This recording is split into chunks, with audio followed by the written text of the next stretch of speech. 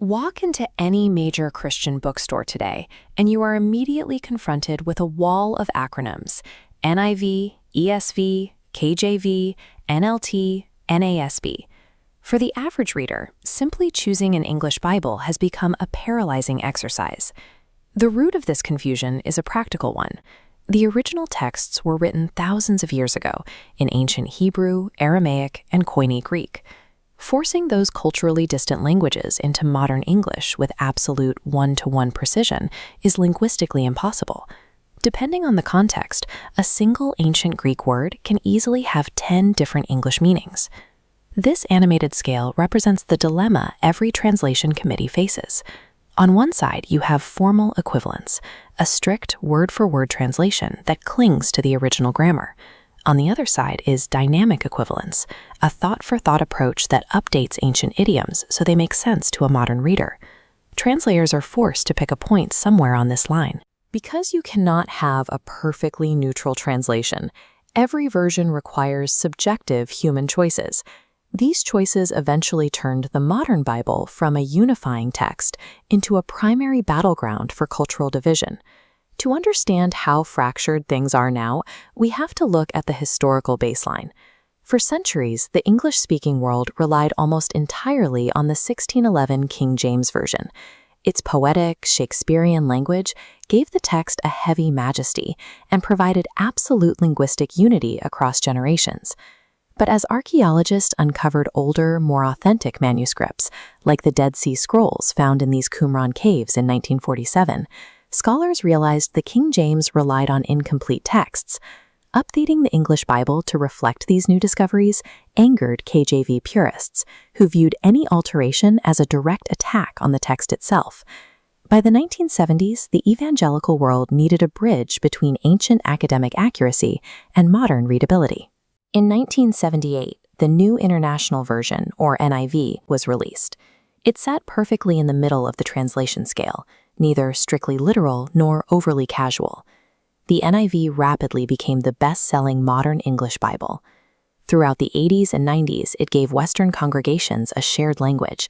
Entire churches could recite verses from memory together because everyone in the pews was holding the exact same text. That shared memory created a profound sense of cohesion.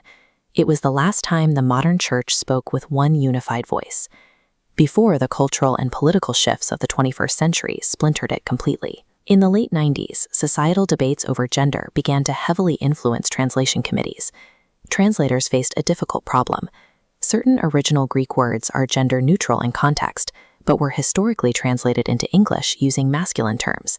Take the Greek word adelphoi, traditionally written as brothers.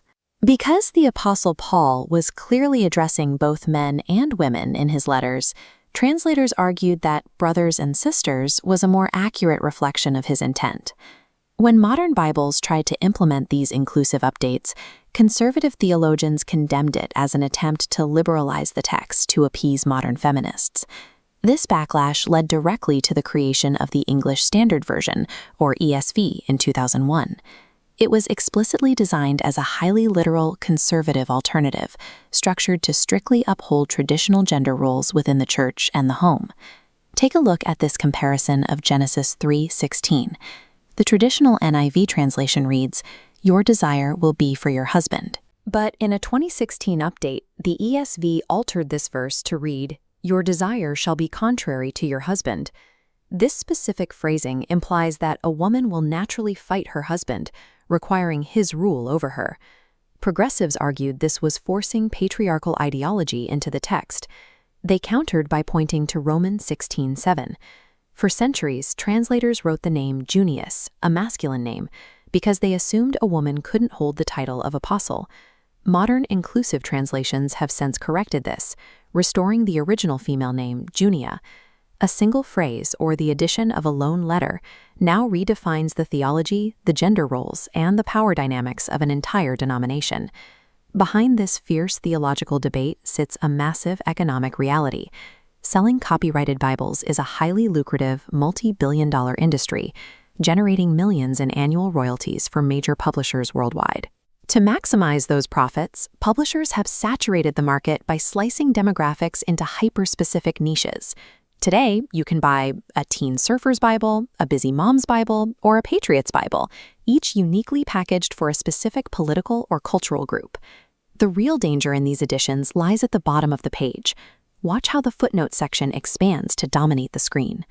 These study notes dictate exactly how the reader should interpret the verses above them, creating an intellectual echo chamber that stifles independent thought. Digital apps accelerate this fragmentation even further. With a swipe, a user can instantly switch between 50 different translations. The text is frequently reduced to isolated, out-of-context verses of the day, optimized for social media consumption. Between the tailored footnotes and the digital algorithms, the pursuit of theological comfort and market capitalism has turned the shared Word of God into a highly profitable, personalized consumer product. Yet this obsessive, politicized fighting over exact phrasing is predominantly an American phenomenon. Having the luxury to argue over minor translation variations is a distinctly Western privilege. Contrast the U.S. with the post-Christian landscape of modern Europe. There, translators largely ignore theological infighting. Their primary goal is extreme simplicity, producing easy-to-read versions just to keep the text accessible and relevant to a deeply secular society. Move to the global south and the contrast is even starker. In remote villages across Africa and Asia, people weep with joy simply to experience the text in their native language for the first time. They aren't debating the ESV versus the NIV. When we treat these texts exclusively as political weapons or academic battlegrounds, we miss the global, miraculous purpose of translation itself: communication. The final reality is that complete neutrality is impossible.